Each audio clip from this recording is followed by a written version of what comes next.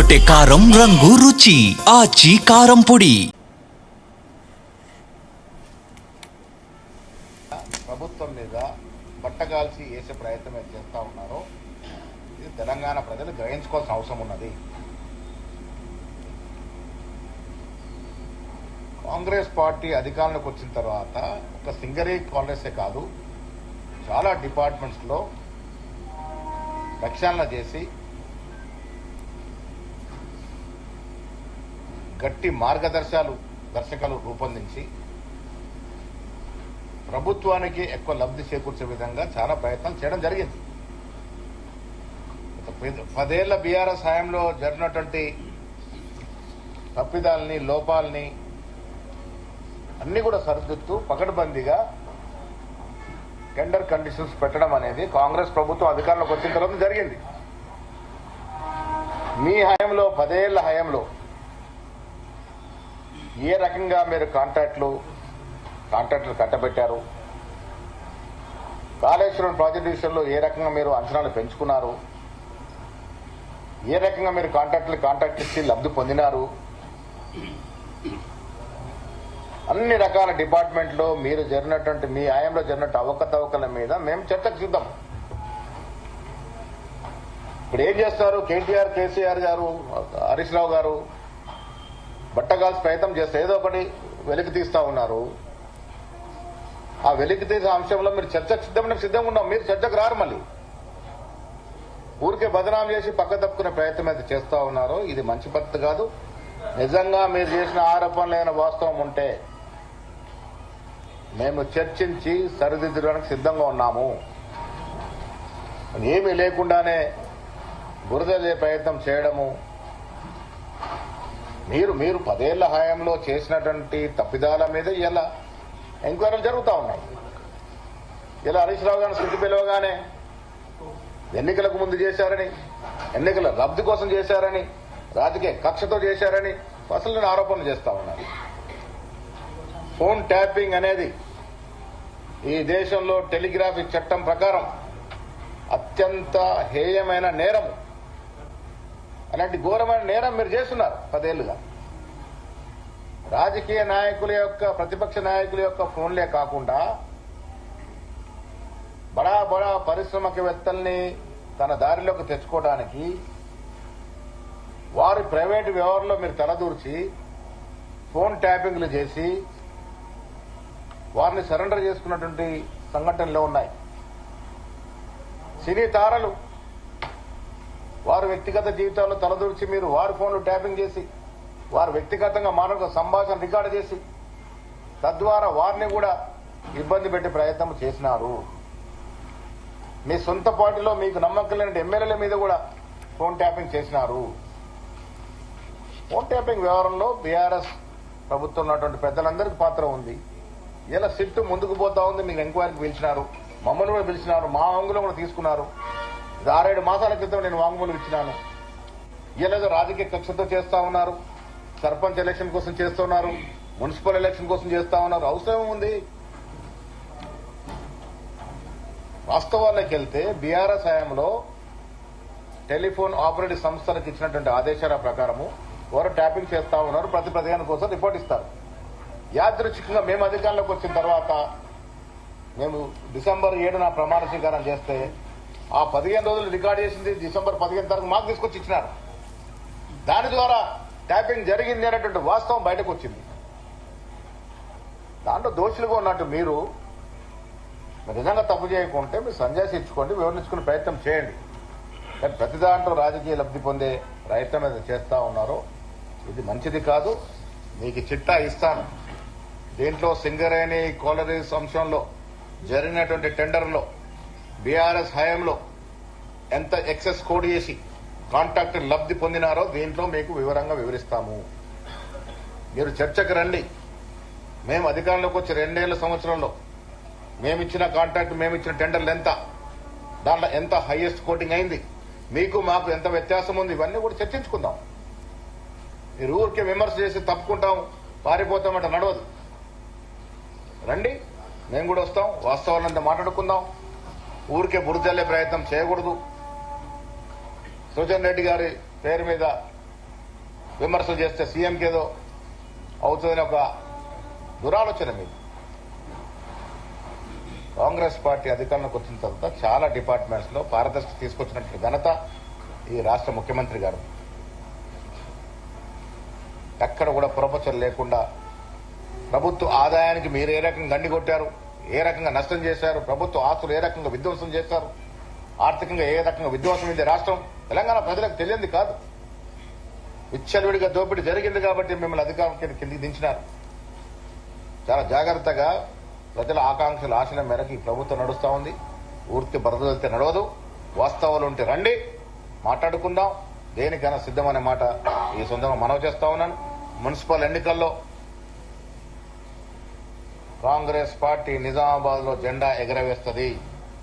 ఇది రాసి పెట్టుకోండి. వాళ్ళు కారణం మేమిస్తున్న సంక్షేమం, మేమిస్తున్నటువంటి అభివృద్ధి. నేను మొదట కూడా చెప్పాను, ఊరికే దేవుళ్ళ పేర్లు చెప్తే ప్రజలు నమ్మి ఓటేస్తే అభివృద్ధి అంటగాకుతుంది, అభివృద్ధి ఆగిపోతుంది అనే మాట నిజామాబాద్ ప్రజలు గ్రహించుకోవాలి. చాలా సందర్భాల్లో చెప్పాను, మళ్లీ చెప్తా ఉన్నాను. ఇక్కడ ఉన్నవందరం కూడా దైవ భక్తులమే, దేవుణ్ణి ఆరాధించే వాళ్ళమే, దేవుడి పేరు మీద రాజకీయం చేసే వాళ్ళం కాదు. ఇప్పుడున్నటువంటి ఎంపీ అరవింద్ గారు గాని, ఎమ్మెల్యే గాని, ఆరుమూరు ఎమ్మెల్యే గాని దేవుడి పేరు చెప్పకుండా, శ్రీరామ జపును చేయకుండా, ప్రజల్లోకి వెళ్లి దేవుడి పేరు మీద రెచ్చగొట్టకుండా ఎన్నికలు నిలబడే దమ్ము ధైర్యం మీకుందా? 10,000 ఓట్లు రావు మీకు సుమా. అన్నాడు మీరు ఏం ఘనకారం చేశారని ఎంపీ గెలిచారు? ఏమన్నారు, జిల్లాకి ఎదగబెట్టారా? చిన్నతనం నుండి దేశ సేవ చేశారా, రాష్ట్ర సేవ చేశారా, పార్టీ సేవ చేశారా? కేవలం దేవుడి పేరు మీద కదా మీకు గెలిచింది. దేవుడు సెంటిమెంట్ పెట్టుకుని గెలిచి పనిచేసే కాంగ్రెస్ నాయకులు విమర్శిస్తే ప్రజలు ఊరుకోరు. నిజామాబాద్ పీఠం కాంగ్రెస్ జెండా ఎగరవేస్తాం. దమ్ము ధైర్యం ఉంది, పనిచేసే సత్తా ఉంది మాకు. ఇచ్చిన వాగ్దానాలను పూరిస్తా ఉన్నాం. నిజామాబాద్ ఇంజనీరింగ్ కళాశాల తీసుకొచ్చాం, 30 ఏళ్ల కళ. వ్యవసాయ కళాశాల తీసుకొచ్చాం. దాదాపు 600 కోట్ల రూపాయల విలువ చేసేటువంటి హ్యామ్ రోడ్లు తీసుకొస్తా ఉన్నాం. రకరకాల గెస్ట్ హౌస్ తీసుకొస్తా ఉన్నాం. ఈ జిల్లాకి యూనివర్సిటీ తెచ్చిన ఘనత కాంగ్రెస్ పార్టీది. రాజశేఖర రెడ్డి గారి హయాంలో తెలంగాణ యూనివర్సిటీ వచ్చింది. బీఆర్ఎస్ కాల హయాంలో ఏదైనా వచ్చిందా? వాళ్ళు బీఆర్ఎస్ నాయకులు ఇక్కడ గెలిచి ఏమైనా తెచ్చారో జిల్లాకి? నిజామాబాద్ నగర ప్రజలు ఏమన్నా ఊరికే మోసపోయే ప్రజలా? విజ్ఞులు ఆలోచిస్తారు. ఎవరు జిల్లాకి పనిచేస్తున్నారు, ఎవరు సేవ చేస్తా ఉన్నారు అన్ని గ్రహిస్తా ఉన్నారు. ఏం తెచ్చారు మీరు? నిజామాబాద్ జిల్లాకి మెడికల్ కళాశాల తీసుకొచ్చిన ఘనత కాంగ్రెస్ పార్టీది. రాజశేఖర రెడ్డి గారు, రోషా గారు, కిరణ్ కుమార్ రెడ్డి గారు ముఖ్యమంత్రి ఉన్నప్పుడు మెడికల్ కళాశాల వచ్చింది. రాజశేఖర రెడ్డి గారు ముఖ్యమంత్రి ఉన్నప్పుడు తెలంగాణ యూనివర్సిటీ వచ్చింది. ఇలా రేవంత్ రెడ్డి గారు ముఖ్యమంత్రి ఉన్నప్పుడు అగ్రికల్చర్ కళాశాల వచ్చింది, ఇంజనీరింగ్ కళాశాల వచ్చింది, పాలిటెక్ కళాశాల ఆధునికరించాం. ఏం చేశారని ఓట్లాడుతారు మీరు? అరే ఇలా బీదవారికి పనిచేస్తుంది కాంగ్రెస్ పార్టీ. సన్న బియ్యం ఒక చరిత్రాత్మక నిర్ణయం. పేదవాడి జీవితం చుట్టూ తిరిగే రేషన్ కార్డులు ఇస్తా ఉన్నాం. అడిగిన ప్రతి పేదవాడికి రేషన్ కార్డు ఇస్తా ఉన్నాం. రుణమాఫీ చేశాం రైతులకి, రైతు భరోసా ఇచ్చాం. ఉచితంగా 200 కరెంటు కాల్చుకుంటూ ఉచితంగా 0 బిల్లు ఇస్తా ఉన్నాం. మహిళలు ఉచితంగా బస్సులు తిరిగే సౌకర్యం కలగజేశాం. వీటికి తోడు విద్య, వైద్యం మీద ప్రత్యేక శ్రద్ధ పెట్టి ఇంటిగ్రేటెడ్ స్కూల్స్ ఇస్తా ఉన్నాం. నిజామాబాద్ జిల్లాకి ఇంటిగ్రేటెడ్ కళాశాల రాబోతా ఉంది. నిజామాబాద్ పట్టణానికి 25 ఎకరాల భూమి లేదని స్థానిక ఎమ్మెల్యే అడిగితే 10 ఎకరాలు కుదించి ఎగ్జామ్షన్ ఇచ్చినాం. అరే అభివృద్ధి చేసే పార్టీ కాంగ్రెస్ పార్టీ.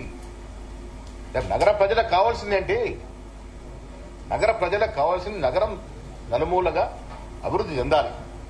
నిజామాబాద్ నగరం ఈ దేశంలో ఒక మేటి నగరంగా రావాలి. అన్ని దశలో అభివృద్ధి జరగాలి. నిజామాబాద్ ప్రజలు కోరుకుంటుంది ఏంటి? వారి పిల్లల భవిష్యత్తు. రేపు వారి పిల్లలకి ఉద్యోగాలు రావాలి. ఉద్యోగాలు రావాలంటే ఎవరిస్తారు? ఏ పార్టీ ఇస్తుంది? కాంగ్రెస్ పార్టీ ఒక్కటే నిరుద్యోగ నిర్మూలన కోసం పనిచేస్తున్నటువంటి పార్టీ. జిల్లా పారిశ్రామికంగా, వ్యవసాయపరంగా అభివృద్ధి చెందడమే కాకుండా నిజామాబాద్ పట్టణ పౌరులకి, నిజామాబాద్ జిల్లా పౌరులకి, వారి పిల్లల భవిష్యత్తును కూడా చూసేటటువంటి సత్తా కాంగ్రెస్ పార్టీకే ఉంది. ఊరికే దేవుళ్ళ పేర్లు చెప్పి ఓట్లు అడిగితే ఓట్లు రాలవు.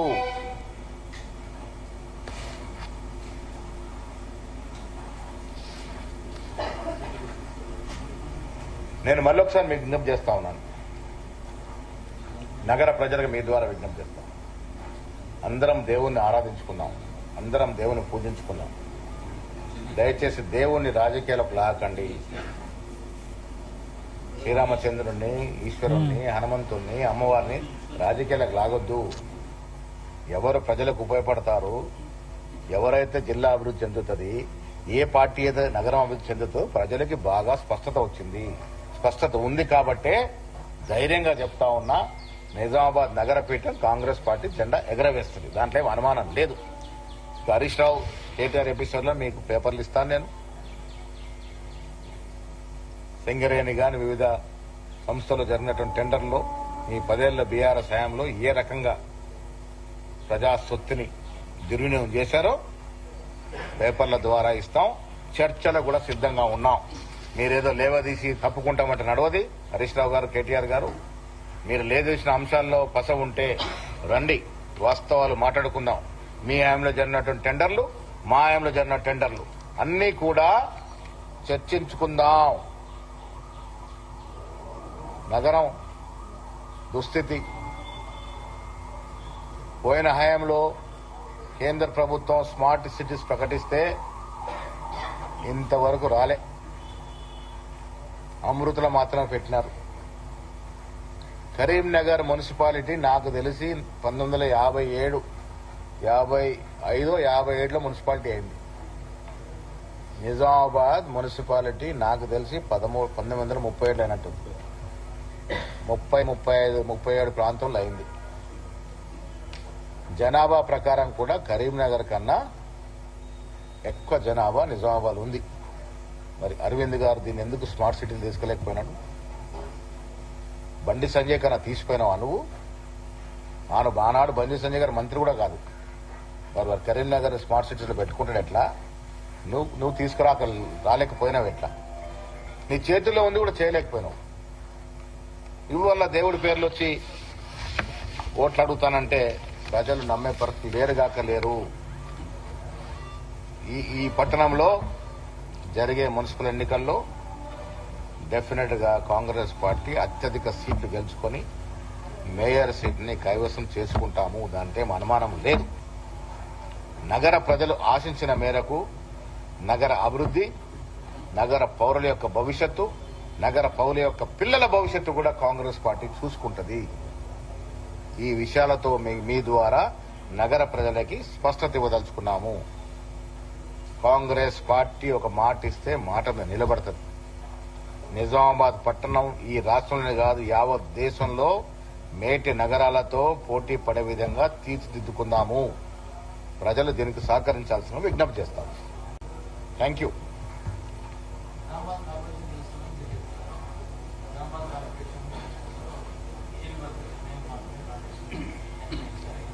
అదే మరి అరవింద్కి ఇంకేముంటుంది? ఎంఐఎం జపం చేయండి. నాకు తెలిసి అరవింద్ ఇంటూ దేవుడి ఫోటో బదులు ఓవైసీ ఫోటో ఉంటుందేమో. రోజు ఓవైసీని జపం చేస్తేనే ఓట్లు రాలుతాయని బ్రహ్మపాపం వాళ్ళకి. ఓవైసీ అని జపం చేస్తే ఇక్కడ హిందువులే ఏకగ్రత ఓట్లేస్తారు అనుకుంటారు. అజీజ్ పార్టీ గెలిచిన సందర్భాలు ఉన్నాయి. ఇక్కడ గెలుస్తుంది. మెజారిటీ వార్డులు హిందూ వార్డ్స్ ఉన్నాయి. ఈ మెజారిటీ వార్డులో కాంగ్రెస్ పార్టీ గెలుస్తుంది. పోయినసారి మీరు బమ్మిని తిమ్మి చేసి బైన్సా లాంటి ప్రాంతాల్లో అల్లలు సృష్టించి ఒకరికొకరు లబ్ధి చేసుకునే పరిస్థితి చేసుకున్నాం. మాకు మజ్లిస్ అయినా బీజేపీ అయినా రెండు కూడా సమాన దూరంలో ఉంటాయి. మజ్లిస్ ని కూడా మతతత్వ పార్టీగానే చూస్తాము, బీజేపీని కూడా మతతత్వ పార్టీగానే చూస్తాము. ఈ రెండు మతతత్వ పార్టీలకు దూరంగా ఉంటాం. మేము మాకు సత్తా ఉంది, అభివృద్ధి చేస్తా ఉన్నాం, అధికారంలో ఉన్నాం, అభివృద్ధి చేస్తాం. నిజామాబాద్ పట్టణాన్ని అన్ని కోణాల్లో అభివృద్ధి చేయడానికే మేము ముందు నిలబడి ఉన్నాం. డెఫినెట్ గా ఈ సీటు కైవసం చేసుకుంటాం. ఇంకేమైనా ప్రశ్నలు ఉన్నాయా బజ్జుబాబు?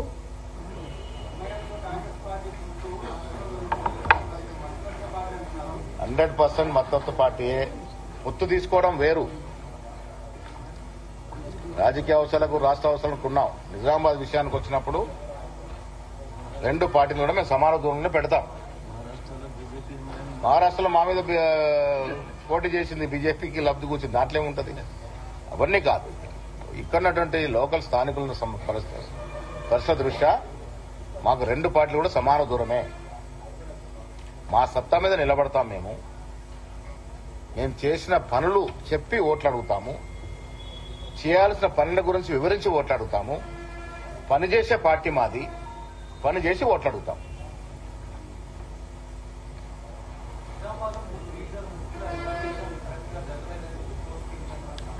చూద్దాం కోర్టు ఏం నిర్ణయం చేస్తూ ప్రకటిస్తూ చూద్దాం.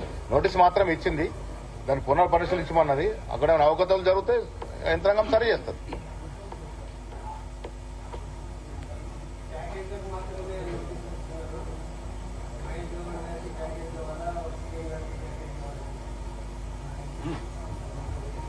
ప్యాకేజీల చరిత్ర మాట్లాడే అరవింద్ గారు తన పుట్టు పూర్వోత్తరాలు ఎక్కడో, తన జన్మస్థానం ఏ పార్టీదో, తను వాళ్ళు వేసుకున్న బట్టలు ఏ పార్టీలు ఉన్నప్పుడు వాళ్ళ నాన్నగారు సంపాదించారో అవన్నీ కూడా లెక్కలేసుకోవాలి. మా తమ్ముడు అరవింద్ గారికి నేను సూటిగా అడుగుతా ఉన్నా, ఒక్కసారి ఆత్మ పరిశీలన చేసుకోండి. డి శ్రీనివాస్ గారి జీవితం, రాజకీయ జీవితం ప్రారంభమైనప్పుడు స్వచ్ఛ స్వర్గస్లాన్ని మా అందరికి అన్నలాంటి వారు. వారి ఆర్థిక స్థితిగతులు ఏమిటి? మీరు పిల్లలు ఎట్ట పెద్దవాళ్ళు అవుతా ఉంటే అట్లా ఎదిగారు వారు. డి శ్రీనివాస్ గారు టీఆర్ఎస్ పార్టీలో ఉన్నప్పటికీ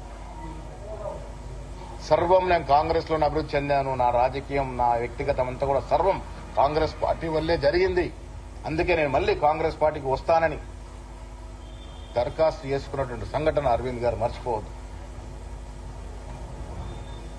అరవింద్ గారు ఉన్నటువంటి స్థాయి ఆనాడు కాంగ్రెస్ పార్టీ పెట్టిన భిక్ష.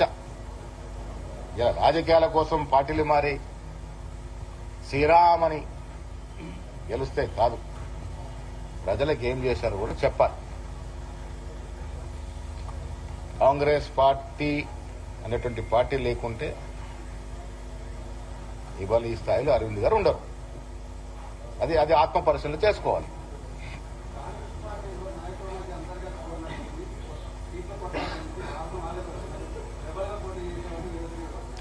సీట్ల పోటీ కాంగ్రెస్ పార్టీలో ఎందుకు అధికంగా ఉంది? నేను 2 రోజుల నుంచి నిజామాబాద్ ఉన్నాను. గెస్ట్ హౌస్ లో మా ఇంటి దగ్గర తాకిడి చూడండి. ఎందుకు ఉంటుంది ఒక పార్టీలో తీవ్రమైన పోటీ? ఎందుకు ఉంటుంది? ఆ పార్టీ గెలుస్తుంది అనుకున్నప్పుడు తీవ్రమైన పోటీ ఉంటుంది. ఇలా మాకు ఒక్కొక్క వార్డులో కనీసం 10 అప్లికేషన్లు రాని వార్డు లేదు. టోటల్ 700 చిల్లర అప్లికేషన్లు వచ్చాయి 60 వార్డులకి. అంటే ఎంత వచ్చింది? యావరేజ్ గా 12-13 అప్లికేషన్లు వచ్చాయి యావరేజ్ గా. మీ పార్టీలో ఎన్ని వచ్చాయి? లెక్క ఉందా నిదారా? ఎందుకు వస్తాయి ఇన్ని అప్లికేషన్లు? ఎందుకు వస్తాయి?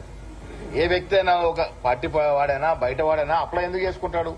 ఏ పార్టీకి అవకాశం ఉంటే ఆ పార్టీ మీద మొగ్గెక్కువ ఉంటుంది. మరి ఇన్ని అప్లికేషన్లు వచ్చాయంటే ఆయన కూడా అన్నాడట పార్టీ టికెట్లు అడిగేవారు లేదని. అప్లికేషన్ చిట్టా పంపిస్తాం అరవింద్ గారికి. మాకు అప్లికేషన్ చాలా దగ్గర కూడా లాక్కునే పరిస్థితి ఉంటుంది. అది సంఖ్య మాత్రం పంపిస్తాం. ఎంతమంది అప్లై చేశారో అర్థమవుతుంది. ఇలా ఒకటి రాజకీయాల్లో ఒకటి నేను ఇటు పలికేది అరవింద్ గారికి కూడా నేను చెప్పేది, డి శ్రీనివాస్ గారి మీద గౌరవంతో చెప్తాను. మాకు తమ్ముళ్ళు అంటూ రాజకీయాల్లో అందరికీ ఎదగాలని ఆశ ఉంటుంది. ప్యాకేజీలు మహేష్ కూడా ఎప్పుడు ప్యాకేజీలు లొంగే వ్యక్తి కాదు. నేను 100 ఎకరాలు పోగొట్టుకున్నటువంటి వ్యక్తిని. మీ అందరూ తెలుసు, నక్సల్ మూవ్మెంట్ లో దాదాపు 300 ఎకరాలు నక్సలైట్ పంచినటువంటి పరిస్థితి నాది. మిగిలిన భూములు ఇప్పటివరకు దాదాపు 40-50 ఎకరాలు నేను గ్రామం అవసరాలకు వచ్చినటువంటి పరిస్థితి. ప్యాకేజీల గురించి ఆలోచించి రాజకీయాలకు రాలే. నాకు ఆనాడు ఎంత ఆస్తులున్నాయో ఈనాడు అంతే ఆస్తులు. నాకేం అమాంతగా ఆస్తులు పెరగలే. దాంట్లో కూడా చర్చించుకుందాం ఎవరు ఆస్తులు ఎట్లా పెరిగినాయో, ఏ రకంగా పెరిగినా కూడా చర్చకు సిద్ధం. నేను రాజకీయాల్లో విమర్శ చేసే ముందు కూడా వాస్తవాలు ఆలోచించుకొని చేయాలి. గొప్ప విషయం ఏంటంటే తెలంగాణ ప్రాంతం రాయలసీమ లాంటి పరిస్థితి లేదు. పార్టీలు వేరైనా కలిసినప్పుడు మంచిగా మాట్లాడుకుంటాం. బీజేపీ ఎమ్మెల్యే సోనియా గుత్తారు వచ్చి నన్ను అడిగారు అసెంబ్లీలో, ఇట్లా ఉందంటే ఇమ్మీడియట్ గా వెళ్లి ముఖ్యమంత్రిని కలిసి ఇంటిగ్రేటెడ్ స్కూల్ కొరకు 25 ఎకరాల నుంచి 10 ఎకరాలకు కుదించాలి, ఎగ్జామ్ చేయాలని అడిగాం. ఎందుకు అడిగాం? ఇది ప్రజలకు అవసరం. ఇంటిగ్రేటెడ్ స్కూల్ రావాలని గట్టిగా పట్టుబడి తెచ్చుకుంటా ఉన్నాం. నగర ప్రజలు అవసరం. బాల్కొండకు వస్తే నా గ్రామంలో పెట్టమని చెప్పాను. నేనే 10 ఎకరాలు ఇచ్చాను. ఎందుకు ఇచ్చాం? విద్యకు ఉన్నటువంటి ప్రాముఖ్యత అటువంటిది. ఈ జిల్లా సమూలంగా విద్యాపరంగా, వ్యవసాయపరంగా, పారిశ్రామిక పరంగా ఎదగాలి. నిజామాబాద్ నగరం యావత్ దేశంలో నగరాలతో పోటీ పడాలి. ఆ దశగా మా ప్రయత్నం ఉంటుంది. రాజకీయాలు ఇవన్నీ నడుస్తాయి. అంతిమంగా అభివృద్ధి అనేది ముఖ్యం. ఆ దశగా చేసుకుందామనే మాట సందర్భంగా మనం చేస్తా ఉన్నాం.